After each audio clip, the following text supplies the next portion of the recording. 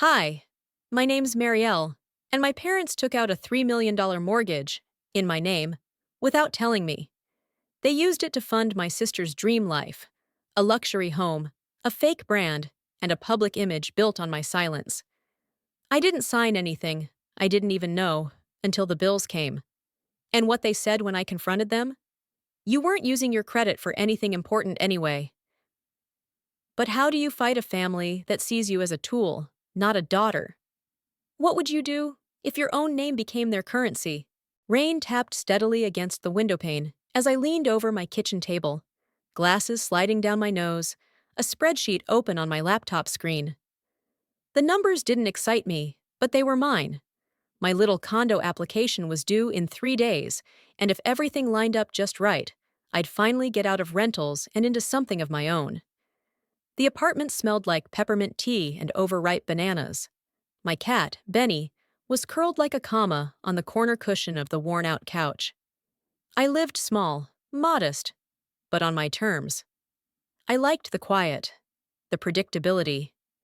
After years of absorbing everyone else's chaos, this quiet life in Portland felt earned. I clicked save and shut the laptop, stretching my arms until my shoulder cracked.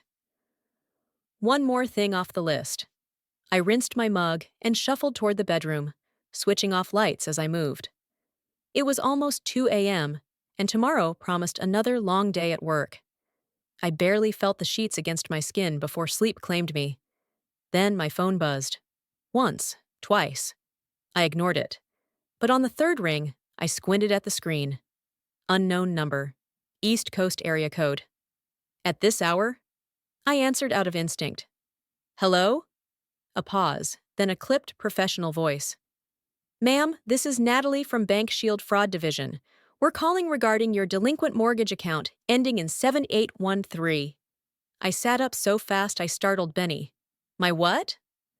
We've sent multiple notices regarding your $3 million mortgage, and it's now entered a critical stage of default. I laughed. That kind of laugh that catches in your throat. You must have the wrong person. I don't have a mortgage. I'm applying for my first condo. It's barely over $250,000. The woman didn't flinch. Your social security number matches the account, as does your full legal name. The property is located in Los Angeles, a mansion in Brentwood. No, I said, standing now, heart pounding. I've never lived in California. I've never even been to Brentwood. There was silence on the other end.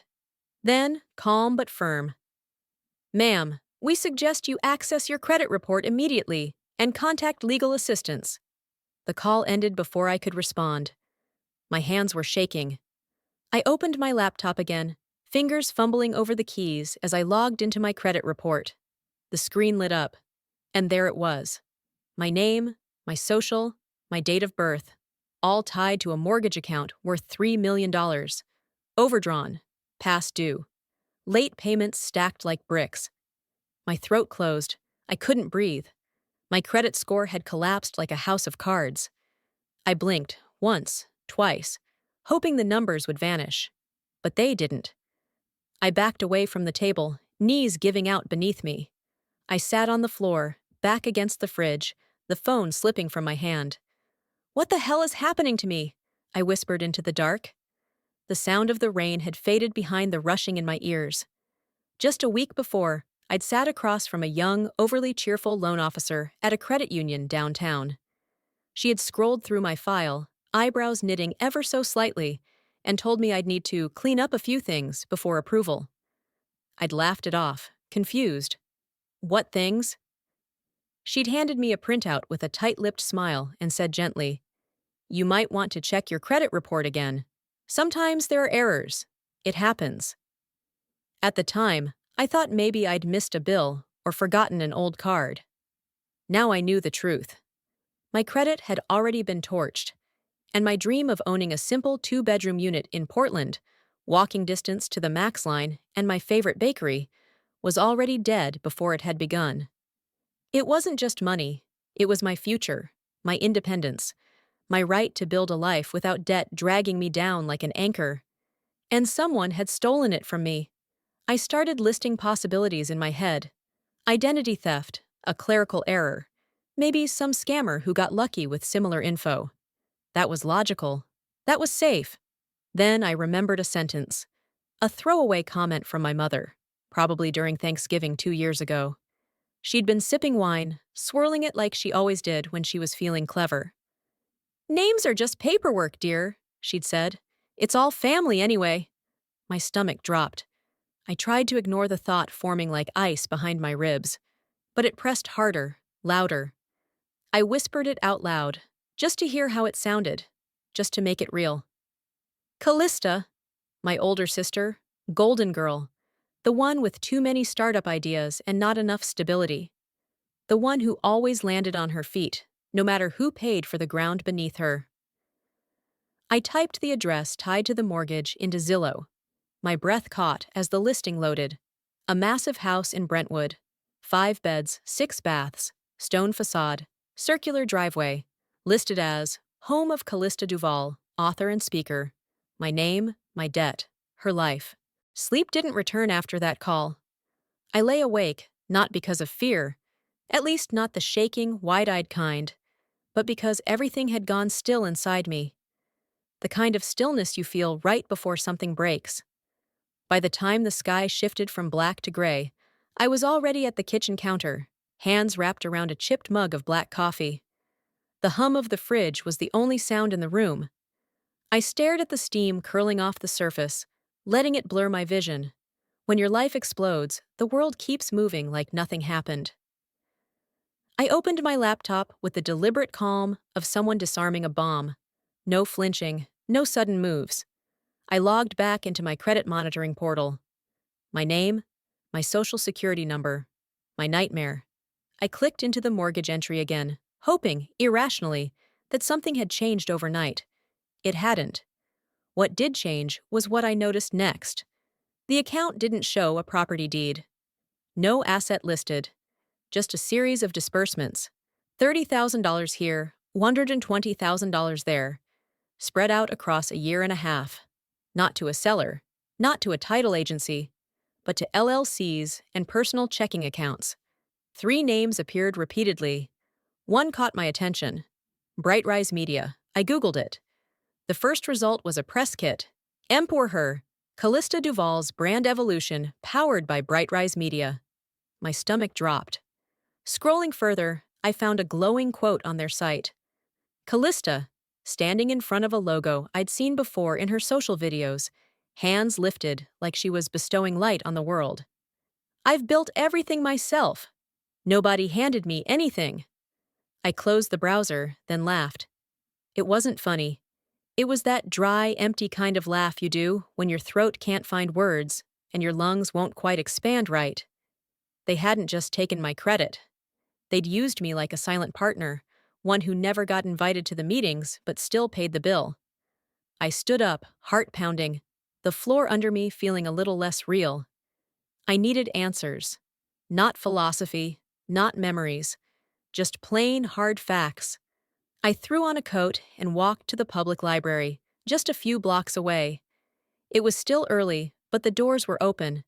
I headed straight for the reference desk, asking for any books on financial identity theft, credit recovery, legal restitution.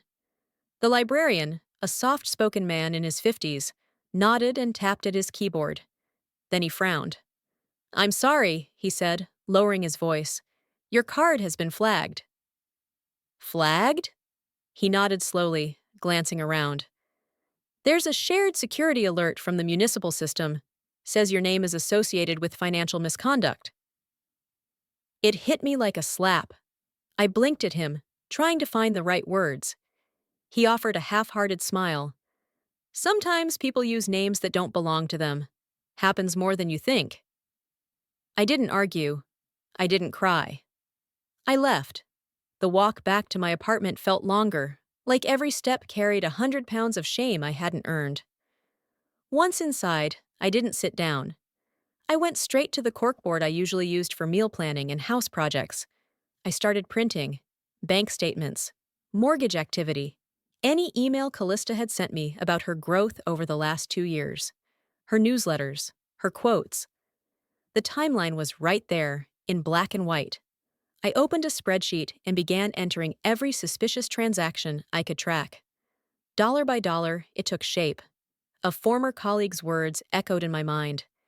She'd said it after catching a vendor doctoring invoices. If something doesn't make sense on paper, it's probably because someone made sure it wouldn't. This wasn't an accident. This wasn't a hacker. This was orchestrated, clean, intentional, and wearing the face of someone who knew me better than anyone. Callista didn't just use my name. She used my silence. I opened my bank's website again, logged into the support center, and found the tab marked Fraudulent Account Dispute. At the bottom of the page, there was a button. Report Suspected Identity Fraud. I stared at it for a long time. My finger hovered, trembled slightly, then pressed down. And just like that, I declared war on my own blood. The file took forever to download. I sat with my fingers curled around a mug that had gone cold 2 hours ago, eyes fixed on the slow crawl of the progress bar. It was almost hypnotic. Somewhere in the background, Benny knocked a pen off the counter, but I barely noticed. My mind had tunneled into a different room, a different time. A line from a podcast replayed in my head, looping like a warning I should have paid attention to the first time. Families don't just pass down recipes, they pass down patterns. I wanted to believe that what was happening to me now was a one-time betrayal. A fluke, a moment of greed from a sister who had taken too much, too long, and finally crossed a line. But the truth was gnawing at the edges of my memory. There was a funeral. 10 years ago. Uncle Aaron, Napa Valley. My mother wore a black silk dress that didn't suit her, and Callista was late, as usual. I'd flown down alone. My parents didn't ask, they assumed. I was 24 and still naive enough to believe that grief brings families together.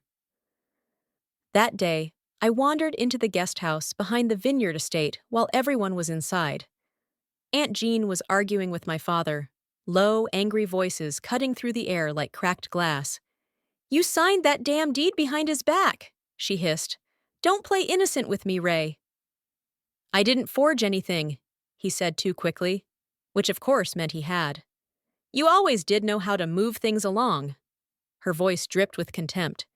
"If Aaron were here—" "But he's not," Dad snapped, "and you can't manage that land on your own." I backed away before they noticed me. At the time, I chalked it up to grief and real estate tension. I didn't understand then how silence becomes complicity. I didn't understand a lot of things. Back in the present, I stood and pulled a plastic storage bin from the top shelf of my closet.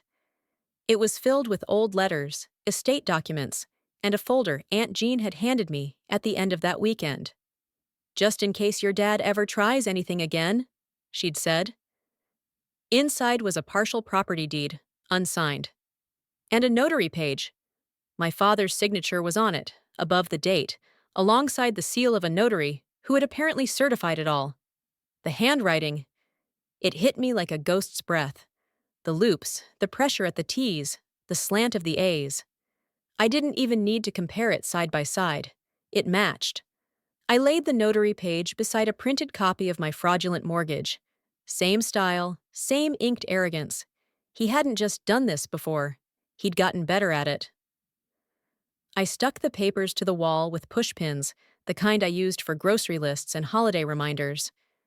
Then I pulled out sticky notes and drew lines connecting dates, accounts, and names. Uncle Aaron's estate. The line of credit in my name.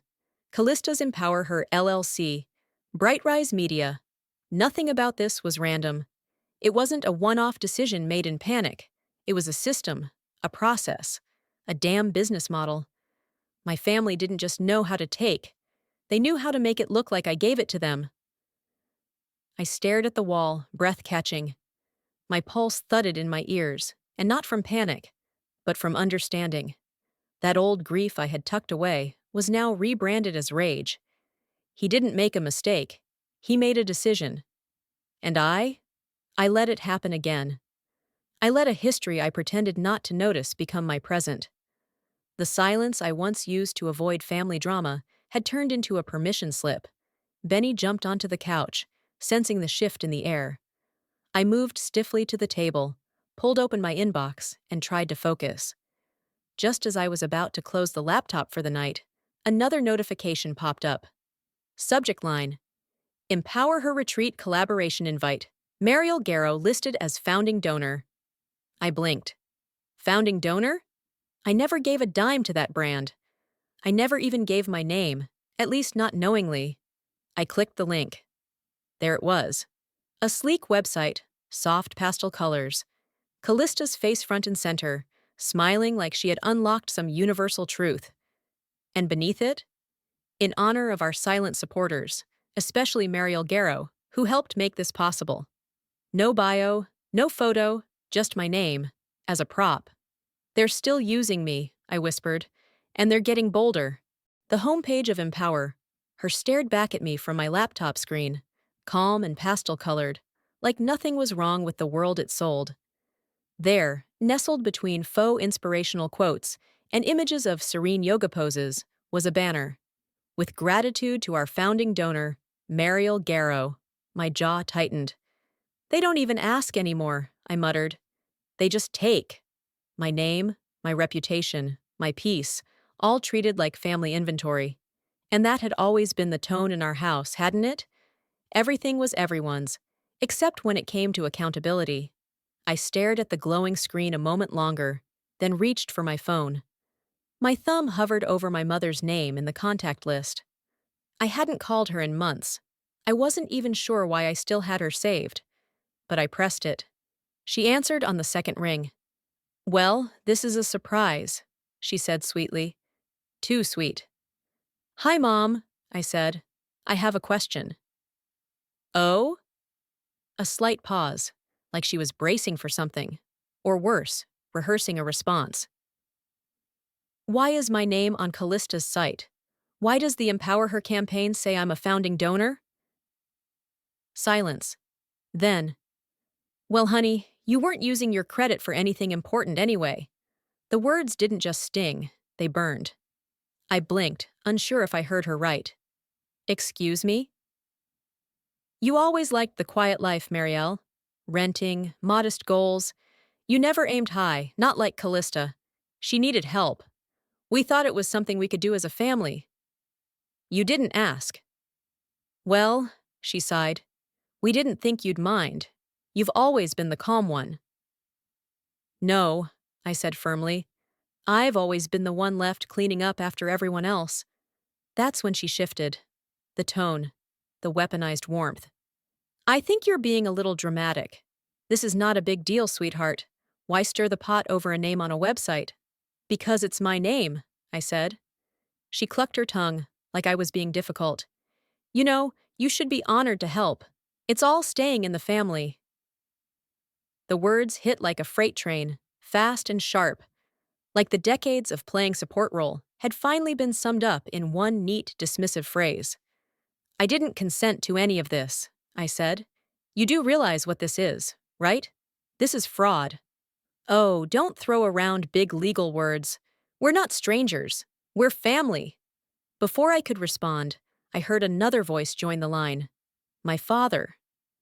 Mariel, he said, always curt. Let's not turn this into something ugly. I didn't turn anything into anything, I replied. He went on, voice calm like a CEO dealing with a difficult board member. What's the point of family if you can't rely on each other's names once in a while? Callista's building something that matters. So my credit score is just collateral for her ambition? He ignored that.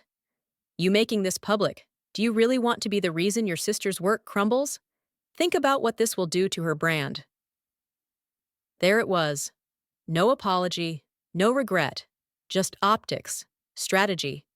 A PR problem they were trying to manage through guilt. This isn't about hurting her, I said. This is about her stealing from me. You're blowing this out of proportion, my mother said. You want to destroy the family over paperwork? My voice came out low and steady. You destroyed the family the moment you decided my consent didn't matter. They went quiet. I didn't scream. I didn't cry. I didn't offer them the performance they expected. Don't ever use my name again, I said. Not one more time. There was a sharp, nervous laugh from my mother. I hung up, and that was that. I sat for a moment, letting the weight of it settle. Then, I turned back to my laptop. I opened the Empower Her contact page, found the PR team's email, and drafted a formal takedown request.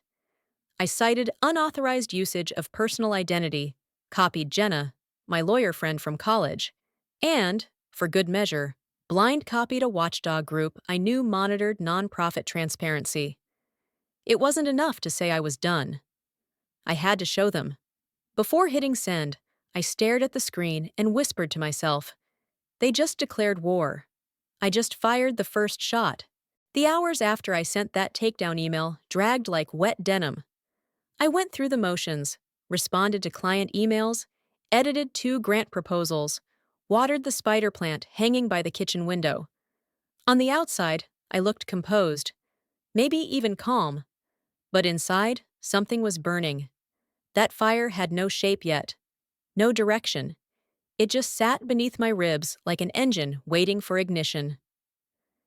After dinner, I curled up on the couch with a legal pad in my lap, sketching out timelines and questions in shaky handwriting. How long had they planned this? Who else knew? Was I the only one dumb enough to believe my name mattered? My inbox dinged at 8:43 p.m. Subject line: I thought you deserved to know the truth. No sender name, just an encrypted Gmail address. I hesitated for a second, then clicked. There was no message in the body, only a video file labeled July Zoom. I downloaded it, scanned it for malware out of habit, then opened the recording. It began mid-conversation. A Zoom screen split in two. Callista in a minimalist office with her signature fake greenery in the background, and my father seated at the dining room table of the Napa house, sipping wine like nothing on earth could shake him. Callista was mid-sentence. The loan gives us at least a year of freedom. We can phase out the initial contractors and scale with Brightrise before the next launch. He nodded, swirling his glass. Good. Muriel won't even notice. She never checks her credit, she smirked. She owes us for all those years of peace and quiet. My hand flew to my mouth. I watched it again, just to be sure I hadn't imagined it. She said it like she was ordering coffee. Cold, casual. I replayed that 5-second clip over and over, zoomed into her expression. There was no remorse, no hesitation, only pride. The video cut off there. No sender name, only the initials. KD. I didn't cry. I didn't throw anything. I just sat there with my jaw clenched and heart pounding. An hour passed. I started to move again, slowly. Put the video on a thumb drive, saved it to the cloud, printed stills and pinned them to the wall next to my mortgage records. Then my inbox dinged again. New message. This one even more vague. Subject: I'm sorry, burner Gmail. No photo, no signature. The text read, You don't know me. But I worked for your sister last year. She told us not to say your name aloud. It triggers her, she said. I thought that was strange. Then I saw the emails. I saw the account names. You were the reason half of that budget existed. And she never gave you credit. Not once. I'm sorry. I've watched her use you in silence. No name, no follow-up, just that. I reread it twice before closing my laptop. Then I stood and stared at the growing wall of evidence. Documents, photos, messages, all linked to one name. Mine. Twisted, borrowed, erased. But now, reclaimed. I walked into the kitchen, poured myself a glass of water, and brought it back to the table. I opened a blank document. At the top, I typed, Operation Extraction. Then just below, I wrote, I'm going to take back everything they used to erase me. And just like that, I wasn't cleaning up anymore.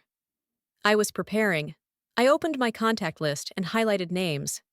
Jenna, a legal analyst I'd met through a nonprofit board. An old friend who worked in media compliance. I didn't need pity. I needed leverage. Before I could move on to drafting a strategy timeline, I glanced back at the paused video still on my screen. Callista and my father, clinking glasses like royalty. I hit pause, printed the frame, pinned it to the wall. Then, with steady fingers, I picked up the phone.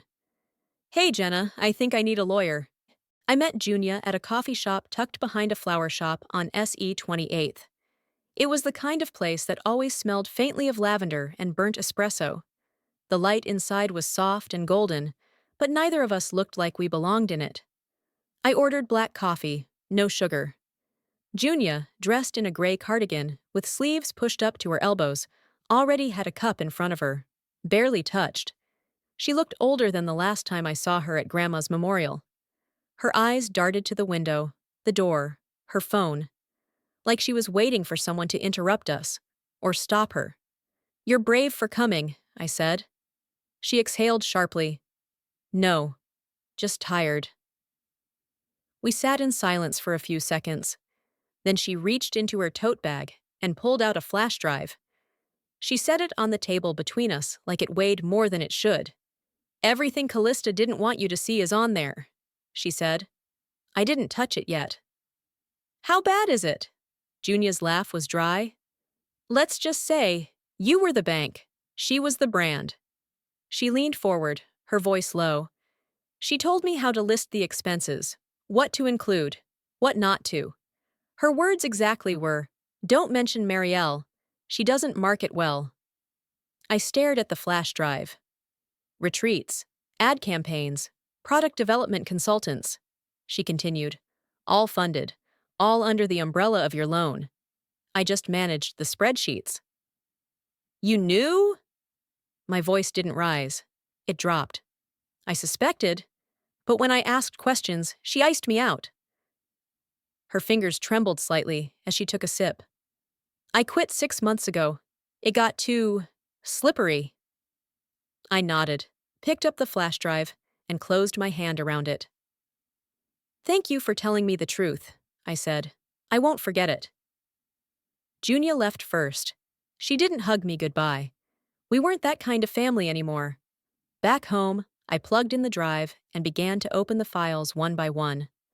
Folders labeled Phase 1, Speaker Package, Private Donors, Silent. The latter was filled with invoice chains tied to my name, my fake employment info, and references to an address I'd never lived at. Callista's signature was everywhere. Mine. Forged, but consistent. I opened her Instagram page in another tab. The most recent post showed her in a white dress on a dock, sunlight behind her, holding a crystal in one hand and a microphone in the other. The caption read, "You can't pour from an empty cup. That's why I built my own well." I stared at that line for a full minute before whispering, "No, you stole mine." I pushed back from the desk and stood. My legs were shaking, but my mind had never been clearer. I started pinning everything to the wall: printouts, invoices, social media screenshots. I connected them with red yarn and sticky notes. I labeled accounts, payments, marketing vendors. A map emerged, not of a business, but of a cover-up. They built something from me, without me, at my expense. I opened a new folder on my desktop and titled it, "The Brand Built on Lies." Inside, I dropped everything: the Zoom recording, the emails, the flash drive contents. I backed it up twice, printed the core files, put them in a manila folder, and then I started researching legal options: civil claims, restitution guidelines, identity theft recovery procedures, state and federal. I wasn't going to wing this. I was going to walk into a courtroom with receipts. My reflection in the window stared back at me. Not scared, just focused. "They built an empire," I murmured. "I'm building a reckoning."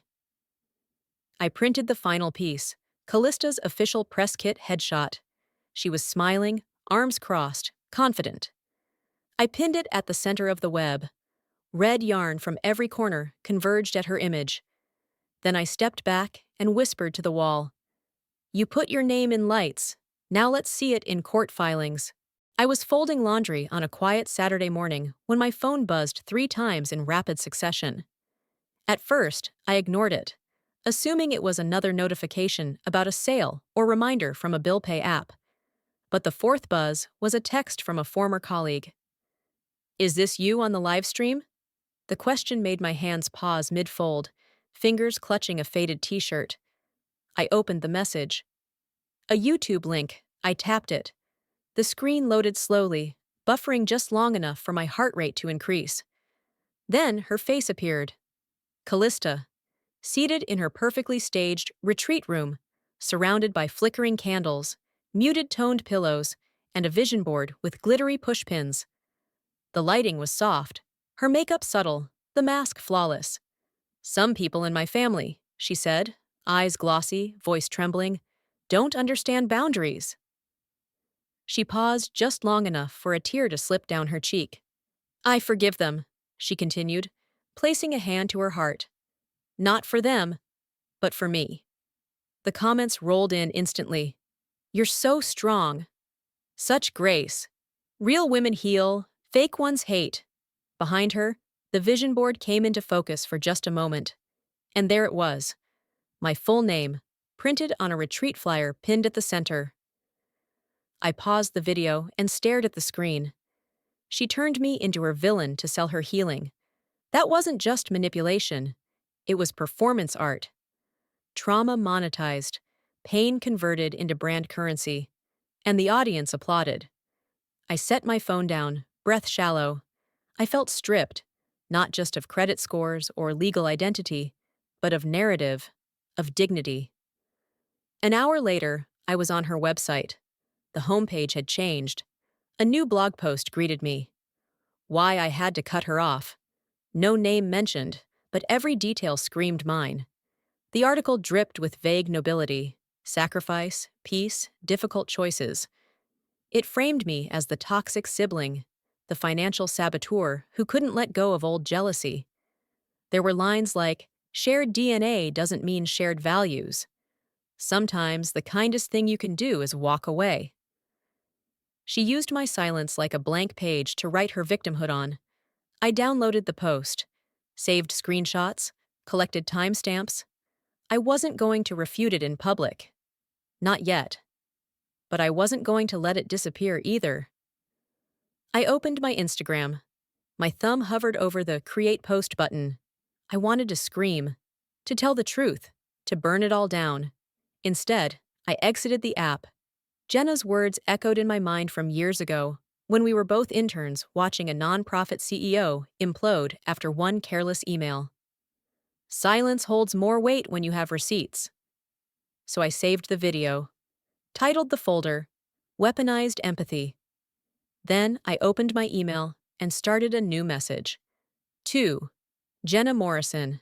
Subject: Let's talk Monday. Body: It's time we go on record. I hit send and leaned back in my chair. Callista thought she could beat me to the mic. What she didn't know was that I'd been building the stage. Jenna's law office sat on the 8th floor of a steel and glass tower that smelled like espresso and ambition. The receptionist nodded me in without asking. I think Jenna had warned them. Something about a woman arriving with evidence and fire.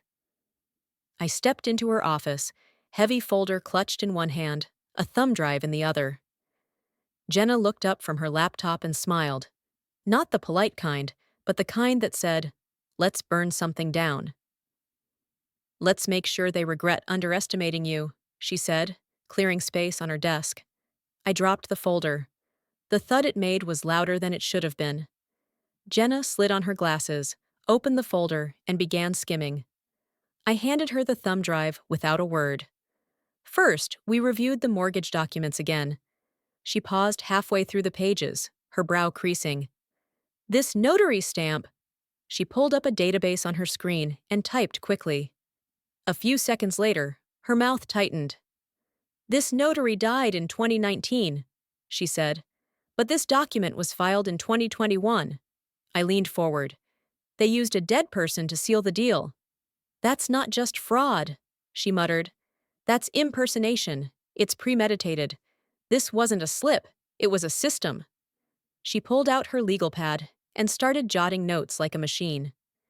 Criminal identity theft, mortgage fraud, wire fraud, conspiracy, intent to defraud a financial institution. Her pen clicked between each line. This won't just cost them money, it could end her brand.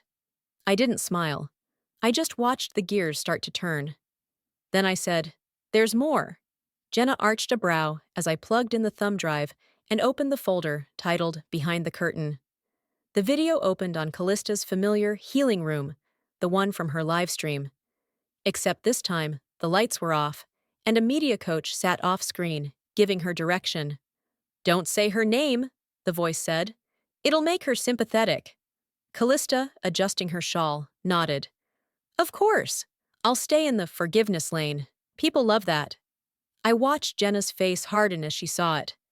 There were cue cards, mock tears rehearsed, angles adjusted for the most flattering shadow. It was a performance, not an apology, not even close. Jenna hit pause. "We'll subpoena the media company, and that stream producer? We're going to make them explain every frame of that video in court." The air in the office felt different now. Charged, electric. Like the second before a thunderstorm breaks. Jenna outlined our next moves with clinical precision. File formal complaints with the state attorney general. Initiate civil litigation. Notify the IRS and local tax authority. Prepare cease and desist letters for every business partner linked to Callista's brand. By the end of the meeting, my head was spinning, not from fear, but from clarity. As Jenna handed me copies of our draft filings, I said quietly, "Let them see the truth in the light they love so much." That evening, I drove home in silence. I didn't play music. I didn't call anyone. I just let the silence hang like a clean canvas. At 7:02 p.m., I stood at my kitchen counter, printed a 2-page document, slid it into a certified envelope, and sealed it shut. Inside were 3 things. A notarized signature from a woman who'd been dead for 2 years. A still frame of Callista rehearsing tears for her live stream. A single sentence I typed in bold, "Your light is about to burn you." Then I addressed the envelope to her brand's P.O. box in Los Angeles and mailed it. I expected noise. After what I'd sent to Callista, after what Jenna and I had dropped into the world, I expected screaming voicemails, lawyered-up threats, maybe even a public tantrum. But what I got was silence. Not just from Callista, but from my parents. From the online echo chamber that usually lit up any time her name trended. From the very friends who used to send me her Instagram reels with comments like, "She's really doing it." Nothing. It was eerie and somehow louder than anything she could have said. Sometimes the absence of noise is more violent than a scream. I stayed off my phone most of that morning until a message from Liam, an old friend from college, popped up on my screen. Liam: "Hey, I think they used your image again." There was a link. I clicked. It led to a flyer for a women's empowerment seminar in Los Angeles.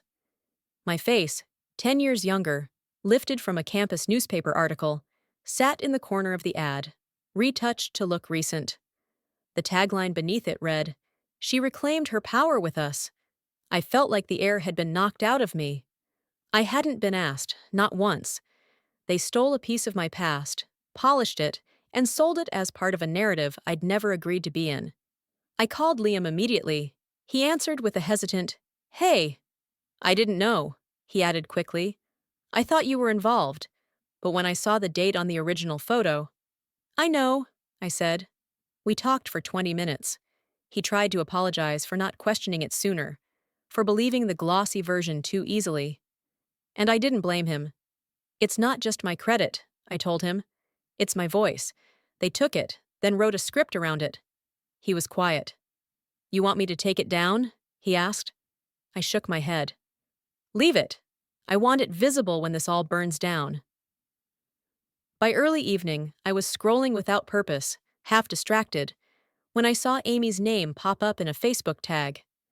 Amy, another college friend, one who once held my hand through a panic attack in the middle of a classroom hallway. She had posted something new, a long status, polished, careful. Some people can't handle seeing others succeed. They rewrite history because they don't want to deal with their own. I've known Callista since college. She's always been the bigger person. Some people just love to stay broken. There were no names, but every sentence aimed straight at me. I read it twice, then scrolled down.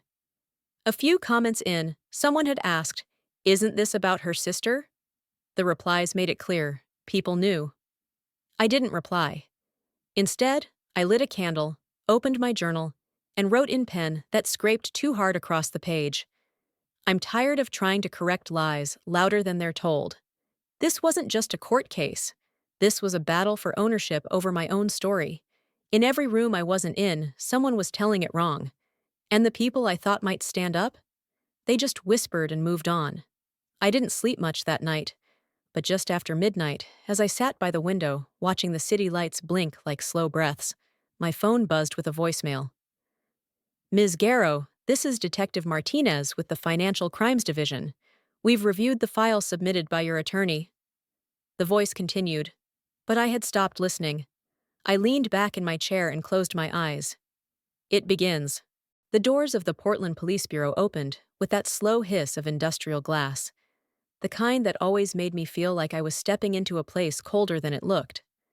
I carried the folder under my arm, labeled in bold, all caps, Identity Fraud, Marielle Garrow. I'd printed it in thick font myself, as if I needed the reminder that this time, the story being told was mine. Detective Martinez met me in the lobby. He was tall, buttoned up, and had the kind of face that didn't give away much, but he nodded once, respectfully. Follow me. The interview room wasn't as sterile as I'd expected. It smelled faintly of cleaning solution and old carpet. I sat across from him and opened the folder. He reviewed every page carefully: mortgage statements, forgeries, the notary who had died before her signature showed up on legal documents, the wire transfers traced back to Callista's accounts, and the digital evidence showing how I'd been repurposed as a branding tool. When he finished, he leaned back in his chair and said quietly, "This isn't a dispute. It's a coordinated financial crime." I didn't nod. I already knew. He added, "We're forwarding this to the DA.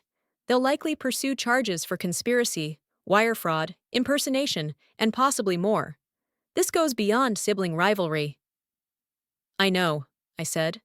"That's why I'm here." They took my fingerprints, not because I was under suspicion, but to verify my identity against the misused documents. My hands didn't shake. I signed every page they asked me to. This time, the signature was mine. Hours later, I was back in my apartment, eating stale crackers over the sink when my phone rang. It was Jenna. Her voice was clipped, focused. "They've opened a new account," she said. "3 weeks ago, in your niece's name." I didn't respond at first. My brain stalled on the words. "She's 14, Jenna added. "Raymond is listed as guardian. The account is already linked to a startup account, some social media platform Callista's been teasing."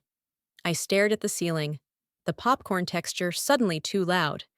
"They didn't stop," I said finally. "They just found a smaller voice." That night, I filed a financial freeze order on my niece's behalf. With Jenna's help, we submitted a petition to the court for a joint restraining order against both of them. This was no longer just about me. They were breeding a pattern, treating trust as currency and family as collateral. By morning, Jenna had drafted a case summary and sent it to 2 major legal correspondents she knew. Within hours, the story was out. Wellness mogul faces civil and criminal investigation. Sister breaks silence. I didn't give an interview. I didn't make a post. I printed the article and pinned it to the wall above my desk. Let the silence speak this time. Later that evening, after I shut off my computer, washed my mug, and sat down to watch the light dim from the window, a single email came through. Subject: "You don't have to do this."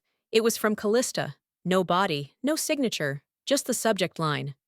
I stared at it for a long moment, then closed my laptop slowly. But I will. The balcony was quiet that morning. The kind of quiet that didn't ask for attention, but offered space. I wrapped my fingers around a warm mug and leaned against the railing, watching the mist curl off the tops of the trees. The street below carried on as usual, cars humming, someone walking their golden retriever, a teenager riding by on a skateboard with headphones on.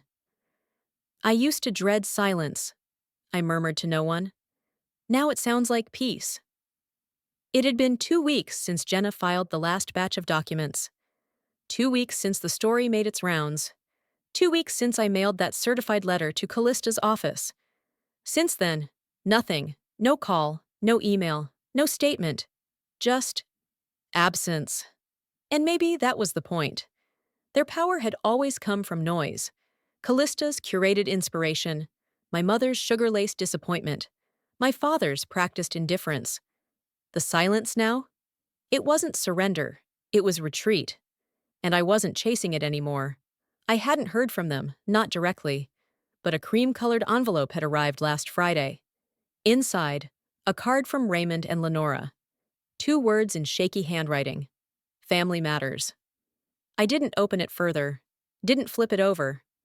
I dropped it straight into the recycling bin without reading another line. This time, choosing not to respond was the response. That was the power I never realized I could take back.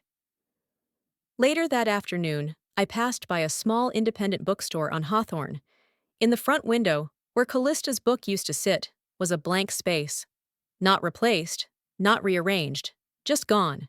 Inside, the barista at the adjoining cafe recognized me. She didn't say my name, but I saw the flicker in her eyes. "Is that the Empower Her brand under review?" she asked a coworker behind the counter, scrolling through her phone. The other girl nodded.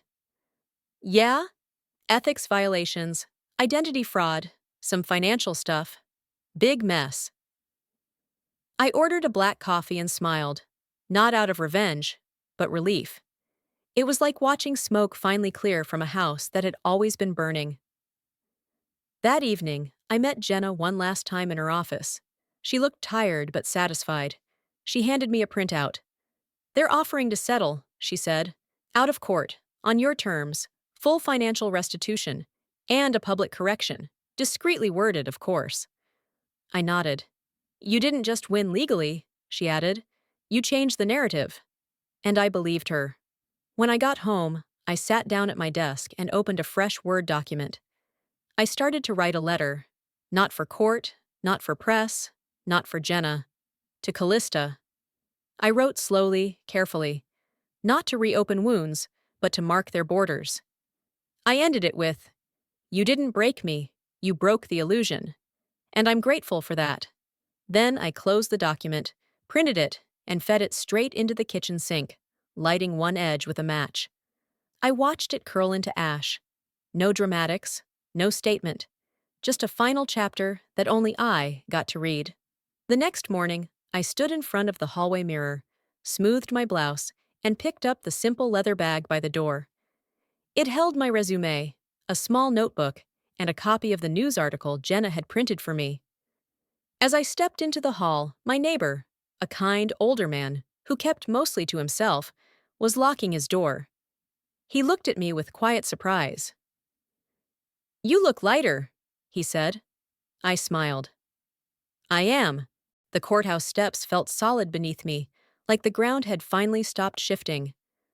I stood still in my black blazer, the same one I'd worn to too many quiet job interviews and too few events that celebrated me. This time, I wasn't there to ask for a chance. I was there to take something back. Jenna joined me at the top of the stairs, legal pad in hand, expression neutral, but eyes sharp. "You don't need to say much," she said. "The evidence already screams." Cameras flashed across the street. Reporters murmured, some fumbling to pronounce "empower her." But it wasn't my name, they whispered. Not today. Inside the courtroom, the temperature shifted. It was cold, not physically, but in the way institutions feel when they're about to deliver judgment. Callista sat at the defense table. No white shawl, no soft lighting, just a muted gray suit, her hair pulled back too tightly, hands clasped to keep from shaking. The judge called the session to order. A court clerk began reading from the complaint file. Allegations include willful identity theft, misappropriation of funds, unauthorized use of personal image, and deliberate media misrepresentation. Each word landed like a stone. I kept my eyes forward. When asked to speak, I stood slowly. The courtroom went still. "I am not your foundation," I said, voice steady. "I am not your footnote. I am the storm you ignored." The room didn't explode in applause. This wasn't a movie. But a murmur rippled through the gallery. Even the judge gave a subtle nod before asking me to sit. Hours passed. Witnesses, documents, the video clip, the dead notary, the live stream rehearsal footage, and finally, the ruling. Judgment in my favor. Full financial restitution. Public record of the fraud. Empower her formally delisted from its parent media registry. Callista barred from holding fiduciary control over any business entity for the next 10 years. Civil penalties imposed. Ethics violations reported to every licensing board she'd ever touched. Raymond and Lenora were notified that the state had opened a separate tax fraud inquiry into historical filings tied to the forged account. And just like that, the house of cards didn't just fall, it shattered. I didn't cry. I didn't grin. I just breathed. Later, at home, I made one final post on a plain, text-only webpage. No hashtags, no link in bio. My name is mine again. Then I clicked submit. The rest of the money? I donated quietly. A wire transfer to a shelter in Eugene that helped women navigate financial abuse. I signed it with initials no one could trace. Months later, while walking through a community garden near my apartment, a little girl pointed at me and tugged her mother's sleeve. "That's the lady who stood up," she said. I crouched beside her, smiling gently. "No," I replied. "I'm the one who stopped standing still." Sometimes we don't realize how loud silence can be until we've sat in it long enough to hear what it's been hiding. If you followed my story from the beginning, maybe parts of it mirrored something you felt before. Being overlooked, taken for granted, or told to stay quiet for the sake of family. Maybe you've felt the weight of loyalty being used as a leash. Let me tell you something I learned the hard way. Being the quiet one doesn't mean you don't have a voice. And when the time comes, using that voice, even if it shakes, can rebuild everything they tried to erase. What happened to me wasn't just about money or legal filings. It was about ownership, of identity, of truth, of dignity. And for anyone out there who has been made to feel like their pain is too inconvenient to speak aloud, you are not a burden. You are a boundary they didn't think you'd ever draw. Now I'd love to hear from you. Has your voice ever been used against you? Have you ever had to reclaim it? Drop a comment and let me know where you're watching from. If this video resonated with you, hit that like button and type a 1 in the comments. If it didn't, I'd still love to hear why. It helps shape the conversations we all need to be having. And hey, if you want to keep hearing stories that are raw, real, and rooted in truth, make sure to subscribe to the channel. Your voice matters. And around here, we're done being silent. Until next time, take care and stand tall.